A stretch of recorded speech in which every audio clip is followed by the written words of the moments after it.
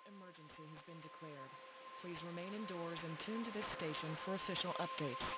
Civil defense instructions will follow.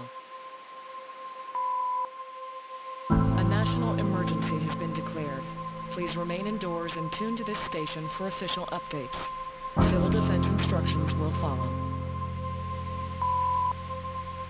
A national emergency has been declared. Please remain indoors and tune to this station for official updates. Civil defense instructions will follow.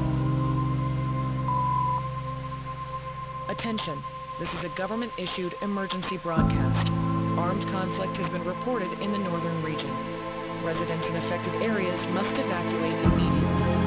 Emergency shelters are open in designated zones. Stay tuned for updates every 30 minutes. Attention, this is a government-issued emergency broadcast. Armed conflict has been reported in the northern region. Residents in affected areas must evacuate immediately. Emergency shelters are open in designated zones. Stay tuned for updates every 30 minutes. Attention, this is a government-issued emergency broadcast. Armed conflict has been reported in the northern region. Residents in affected areas must evacuate immediately. Emergency shelters are open in designated zones. Stay tuned for updates every 30 minutes.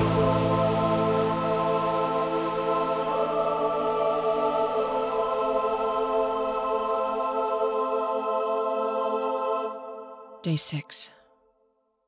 We arrived at the shelter a couple of days ago. I don't know what time it is. The lights flicker sometimes, and the air smells like old blankets and canned soup. But I found a quiet corner. It's just me and this notebook. Mom's asleep on the cot next to mine. She looks so tired lately. Her face is pale, and her hands tremble when she thinks I'm not looking. I wish I could fix everything for her. The broken car, the job she lost, the way she tries to smile even when her eyes say she's scared. And then there's Kay. He's been here a few days longer than us. I first saw him helping our old neighbor carry boxes of food from the truck. He had this quiet way about him. Not shy, just calm. Like he's seen storms before and knows they pass eventually. Anyway, I should sleep. Mom will worry if she wakes up and sees me writing again. But I just needed to get this out.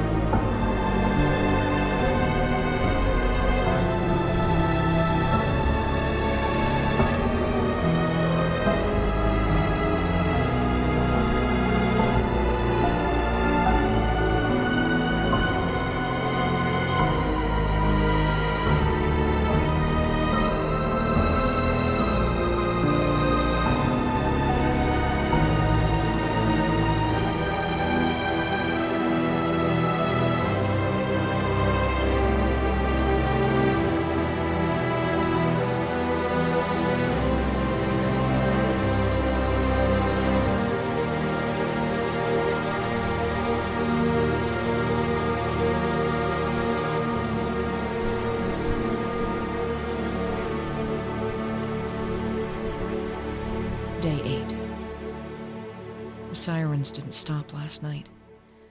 I counted 6 times they wailed through the dark, each one louder than the last. My aunt came to the shelter yesterday.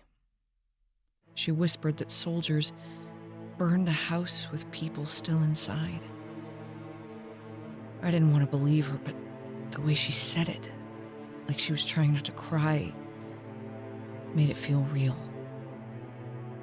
I keep thinking about the little boy who used to play with a red ball in our old neighborhood. I haven't seen him in 2 days. Kay sat with me this morning. He didn't say much, just handed me a piece of paper with a drawing on it. It was a bird, wings stretched wide, flying above a city. He said it was a phoenix. I asked him if he thought things could rise again. He shrugged, but his eyes said, maybe. I told him about my imaginary friend from when I was little. Her name was Luma. She had silver hair and could turn invisible whenever I was scared. I used to talk to her when Mom was crying in the kitchen or when the shouting outside got too loud. I hadn't thought about Luma in years, but last night, she visited me. I wished she could wrap me in her cloak and make the world disappear. I don't know what tomorrow will bring, but today, Kay gave me a drawing, and for a moment, I remembered what hope felt like.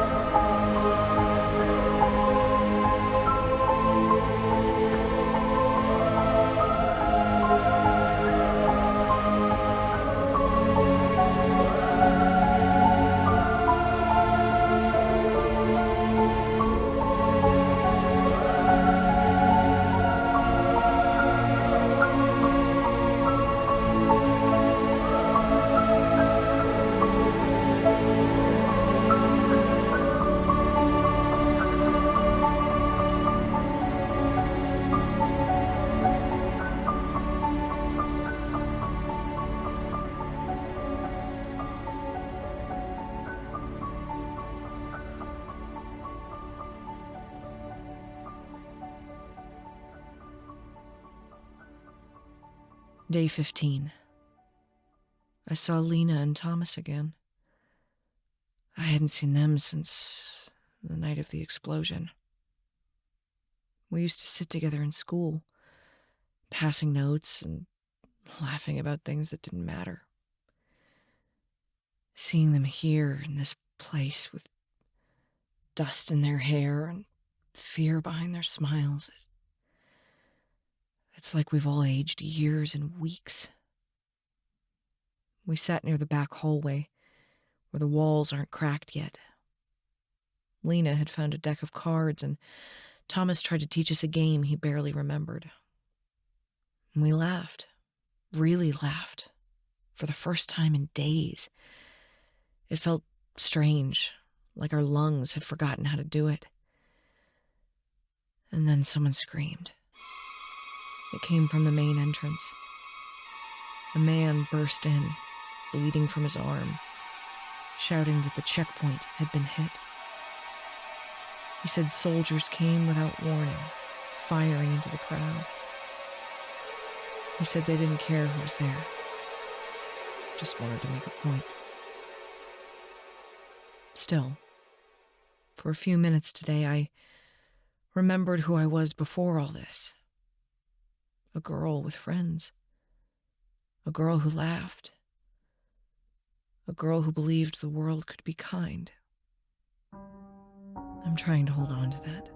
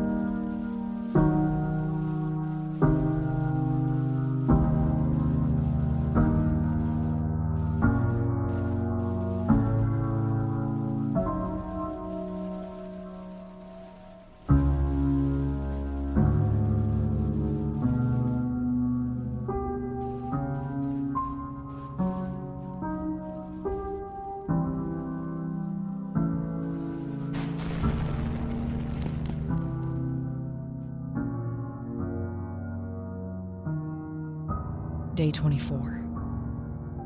I haven't seen Kay in 4 days. Every time the door creaks open, I look up, hoping it's him, but it's always someone else. A volunteer, a stranger, face I don't recognize. I keep replaying our last conversation in my head. He said he was going to help move supplies to the northern shelter. He smiled, said he'd be back soon. That was 4 days ago. I'm trying not to think the worst. Mom's fever came back last night. She's coughing more, and her voice is barely a whisper now. I asked the nurse if they had antibiotics, but she just shook her head and said, "We're doing what we can." I held Mom's hand and told her stories about when I was little, about the time she let me wear her red scarf and pretend I was a queen. She smiled, but her eyes stayed closed. Outside, the air smells like smoke again. They say soldiers came through the village near the river, burned homes, shot anyone who ran. A boy arrived this morning with blood on his shirt and no shoes. He didn't speak, just stared at the wall like it was telling him something only he could hear.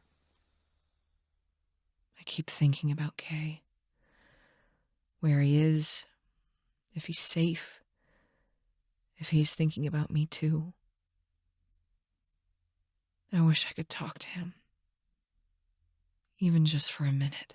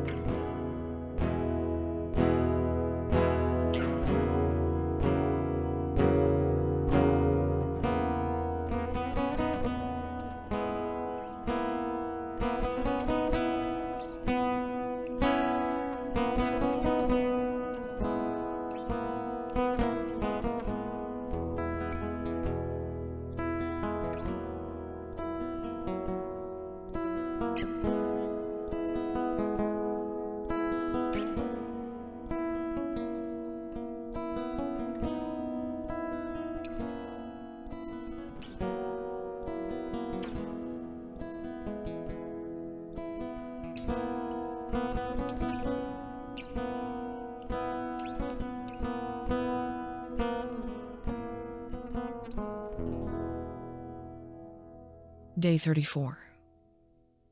The radio said it this morning. Truce. A real one, not just rumors or shaky promises whispered between frightened breaths. A ceasefire. The fighting has stopped, at least for now. People are stepping outside again, blinking into the winter light like they've forgotten how to look up. Mom cried when she heard it. She held my hand and whispered, "We can breathe again." Her fever's fading, and the nurse says she might be strong enough to walk soon. I told her we'll plant something. Maybe a flower, maybe a tree. But Kay is gone. Mom's best friend said he left with the convoy heading west toward the border. Said he wanted to find his uncle. Maybe start over somewhere safer. I didn't get to say goodbye. No note, no drawing, no last look. Just absence. Some teachers are already talking about rebuilding the school. Mrs. Katerina wants to reopen her bakery. And me? I want to write. I want to tell stories about people who survived, who loved, who left, and who stayed. I don't know what tomorrow looks like, but tonight I felt something good. Something soft. Something like hope.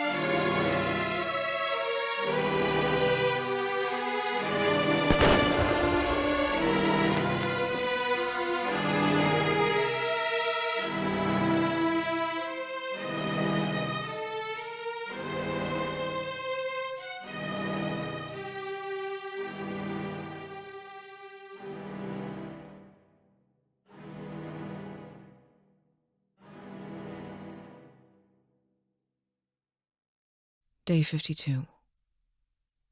The bombing started again last night. No warning, just thunder from the sky, and the kind of shaking that makes your bones forget how to hold you up. We were rushed out of the old shelter. Too close to the blast zone, they said.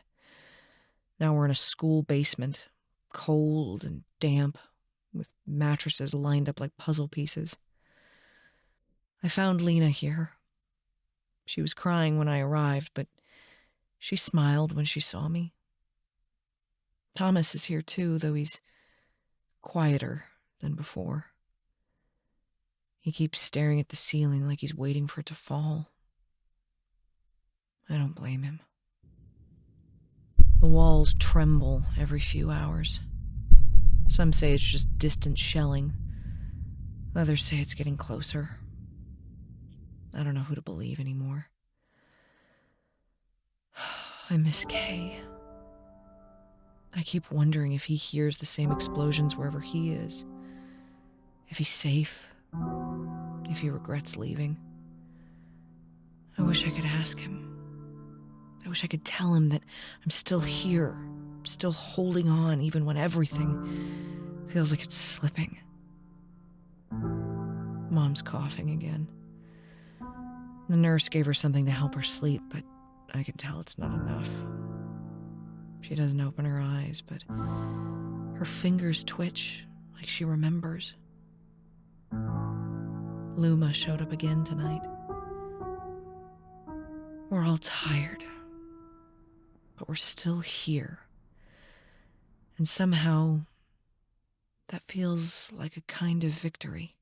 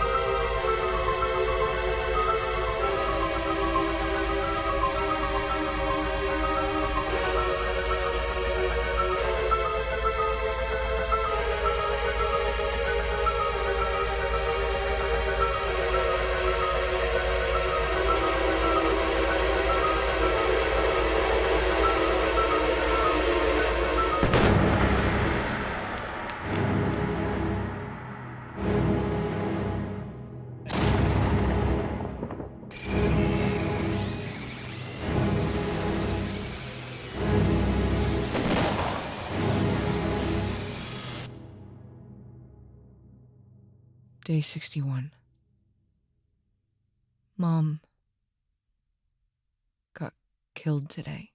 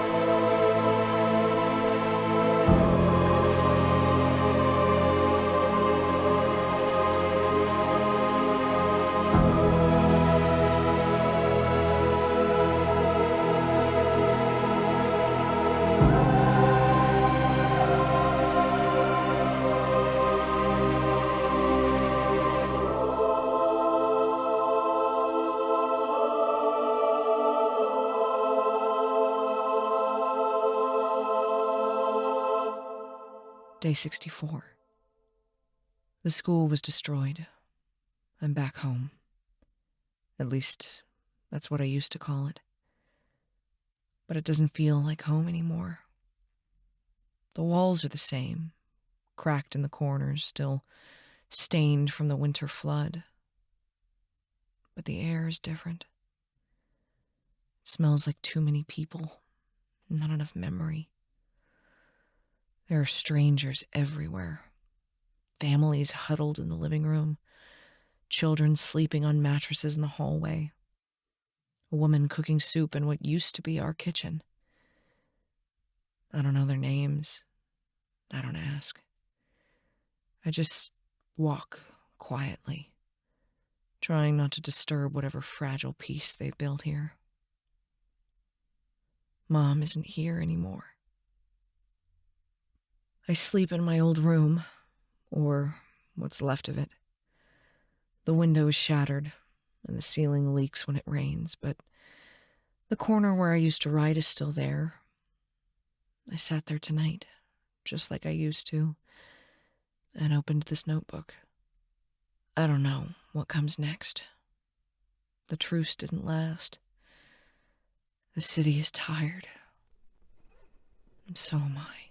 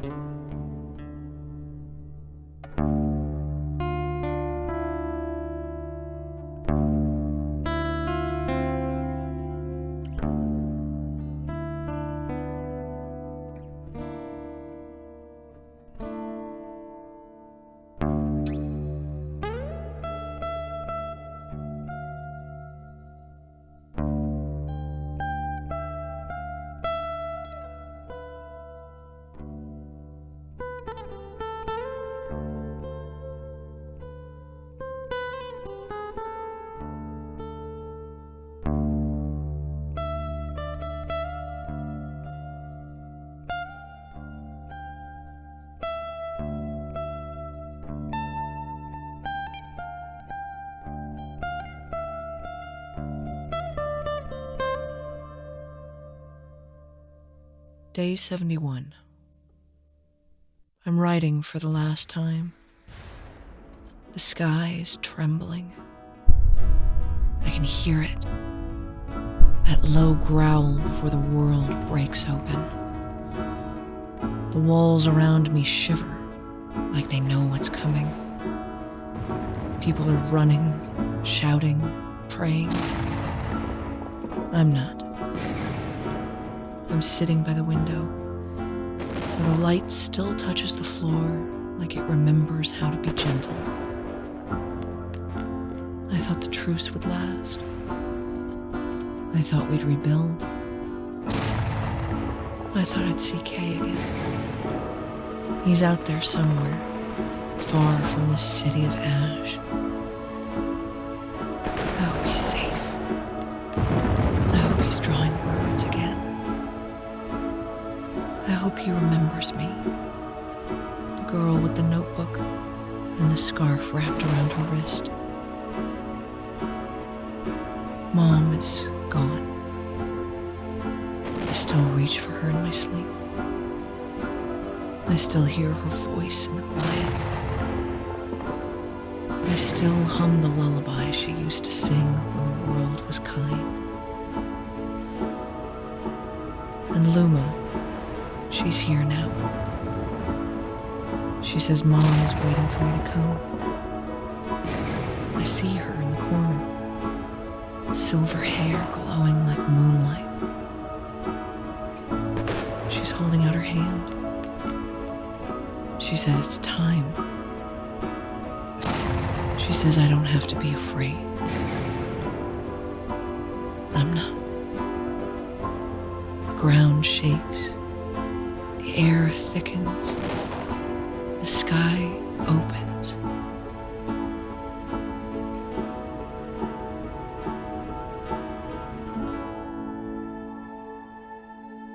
And I close my eyes. I am not broken. I am not forgotten.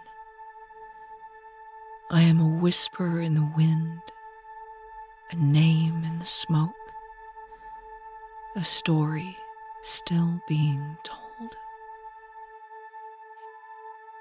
Attention, this is a government-issued emergency broadcast. Armed conflict has been reported in the northern region. Residents in affected areas must evacuate immediately. Emergency shelters are open in designated zones. Attention, this is a government-issued emergency broadcast. Armed conflict has been reported in the